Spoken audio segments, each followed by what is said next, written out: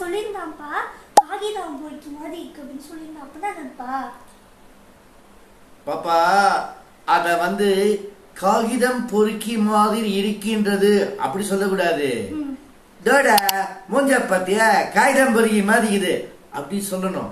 அப்படின்னா என்னன்னாக்கா, காகிதம் பொறுகிறவன் ரோட்ல ரொம்ப சுறுசுறுப்பா கீழே பார்த்துனே போவான்.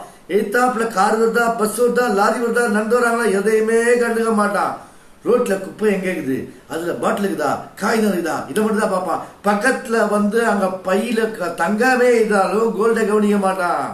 பேப்பர் இருக்கா, பாட்டில் இருக்கா, இதை மட்டும் தான் பார்ப்பான். ஏன்னா அவனுக்கு தேவை அந்த எடைக்கு போட்டு ஒரு கட்டிங் வாங்கி குடிக்கணும், திரும்பி தொழிலுக்கு போகணும். இது மட்டும் தான் அவனோட எண்ணம், ஞாபகம் எல்லாமே இருக்கும். அப்படி இந்த பரபரன்னு இருக்கா பாத்தியா, அந்த மூஞ்சிய பார்த்தா தான் காகிதம் பொறி மூஞ்சி மாதிரிக்குதுன்னு சொல்லுவாங்க.